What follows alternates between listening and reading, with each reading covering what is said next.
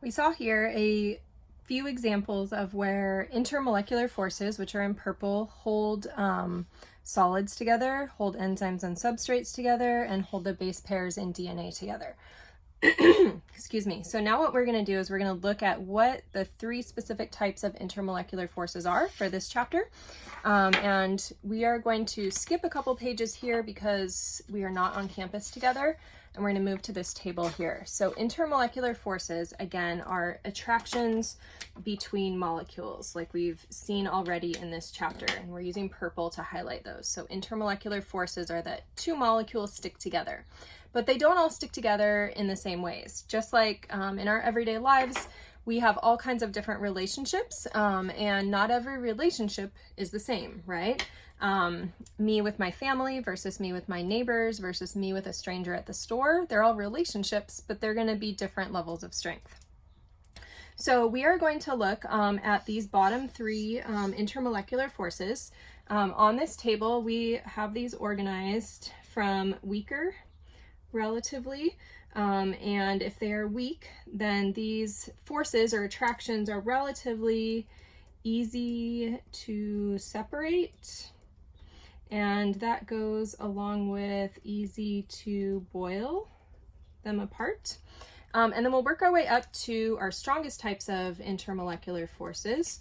So stronger, and these are going to be hard to separate and hard to boil. All right, so we would have high boiling points up here and we would have low boiling points down here. Now, two of these we're not going to see yet today. This will be in chapter 7 and this will be in chapter 16. So we're just going to focus on these three, and we're going to work our way from the bottom up, okay? So the first type of intermolecular force that we are going to see is called a few different things. So I'm going to give you all the names in case you see it in a different class.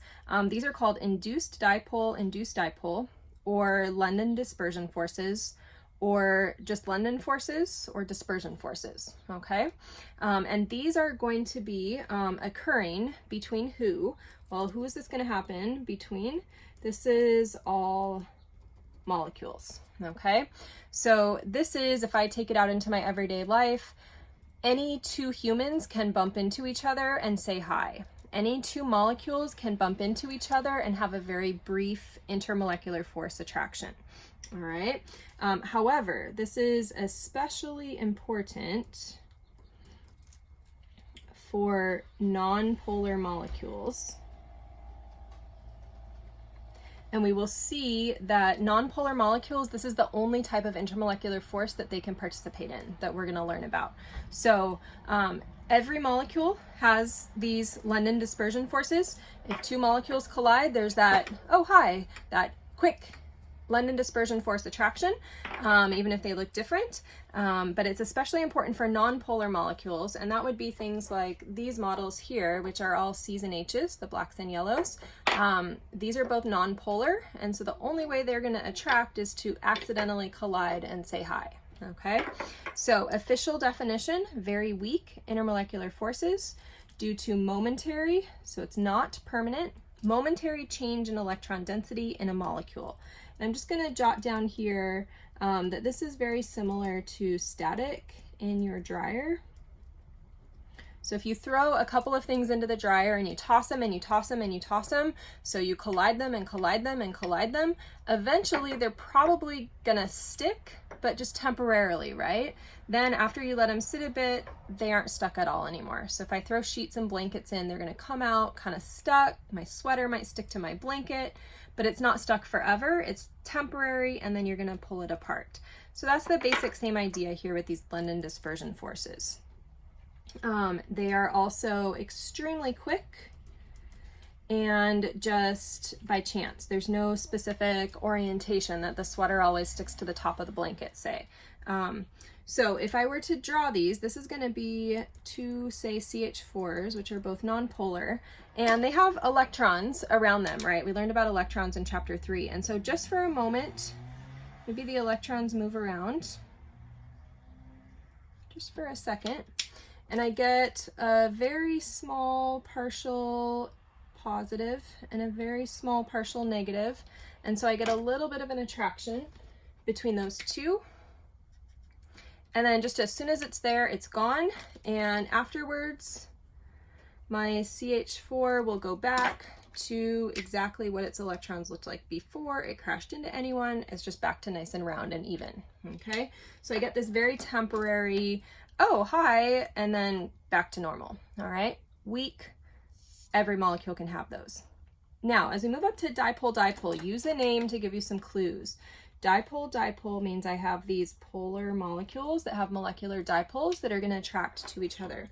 So when I say who's involved in these dipole dipole attractions, it's always going to be polar molecules, and I'll just highlight that pink so we can make sure we know that.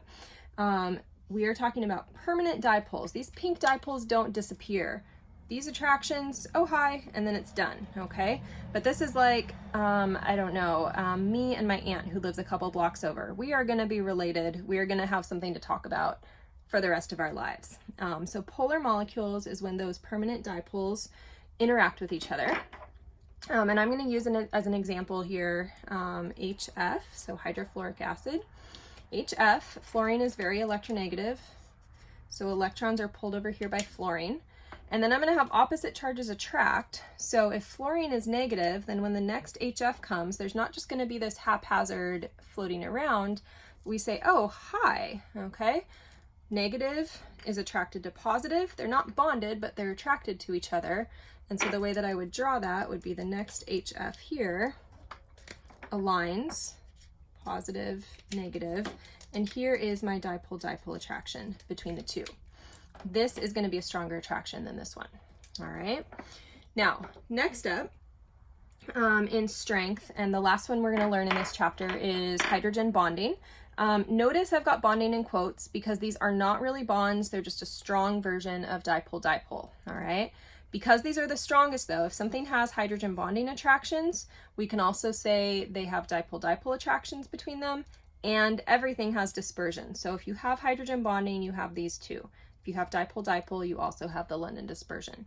So now we're going to be a little more specific about hydrogen bonding. I'm going to throw some waters on here because we're going to see waters involved in that.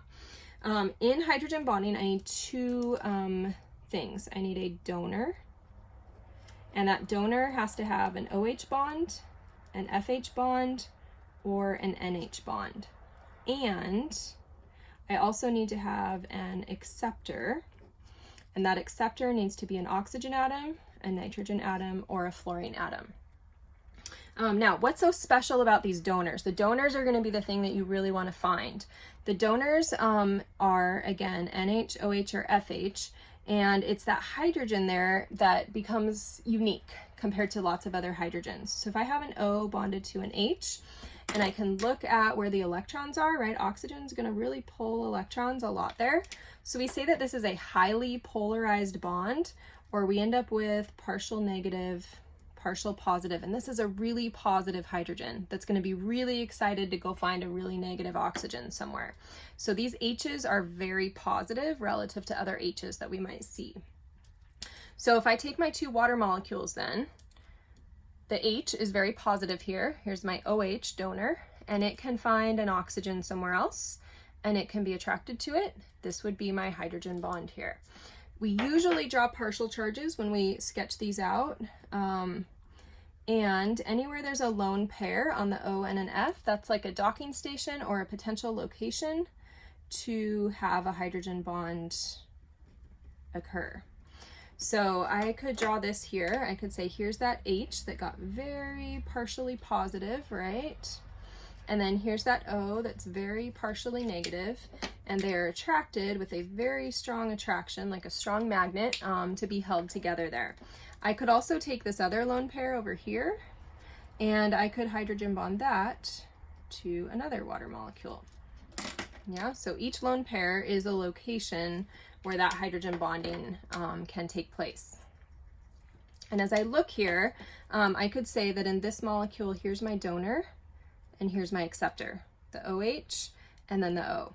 Or over here, here's a donor, and here's an acceptor. This molecule could also be a donor, so this could hydrogen bond out to yet another water molecule. And you can start to see how liquids and solids form as we get these networks of interactions between molecules. So that's hydrogen bonding. So that gives us all three of our different types of interactions that we need to know. And now we're going to use them to identify them and also pick out some properties.